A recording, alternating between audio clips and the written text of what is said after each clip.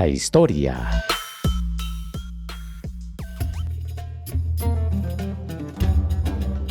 Célebre por ser el autor del aforismo "se necesita un hombre sabio para descubrir a un hombre sabio", Diógenes de Sinope nace alrededor del 404 a.C.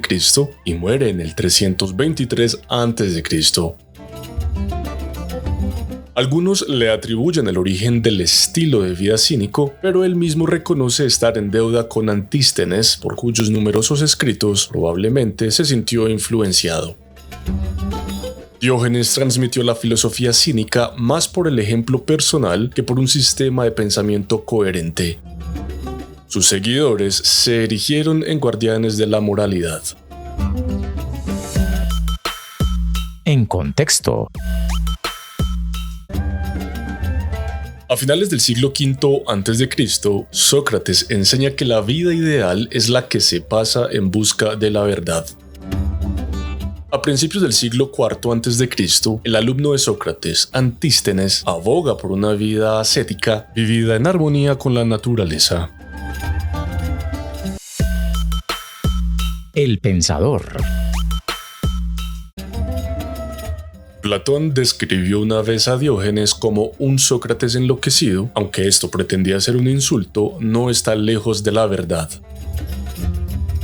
Diógenes comparte la pasión de Sócrates por la virtud y el rechazo de las comodidades materiales, pero lleva estas ideas al extremo.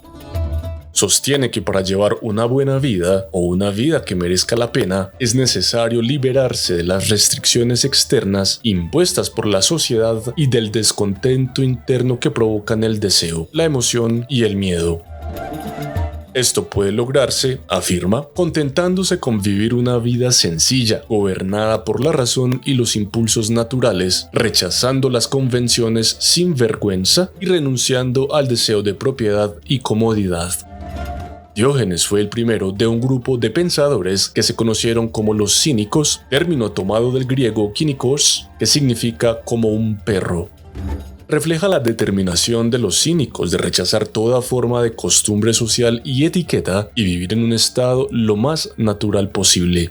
Afirmaban que cuanto más se puede hacer esto, como lo hizo el propio Diógenes viviendo una vida de pobreza con solo un barril abandonado como refugio, más cerca se estará de llevar la vida ideal. La persona más feliz, que en la frase de Diógenes tiene lo máximo, es por tanto alguien que vive de acuerdo con los ritmos del mundo natural, libre de las convenciones y valores de la sociedad civilizada y contento con lo mínimo.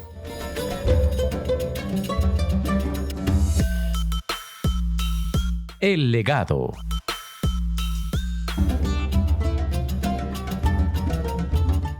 Hacia el año 301 a.C., Zenón de Sitio, influenciado por Diógenes, funda una escuela de estoicos. En el siglo IV después de Cristo, San Agustín de Hipona denuncia el comportamiento a menudo desvergonzado de los cínicos, aunque se convierten en el modelo de varias órdenes ascéticas cristianas. En 1882, Friedrich Nietzsche menciona a Diógenes y sus ideas en La Gaya Ciencia.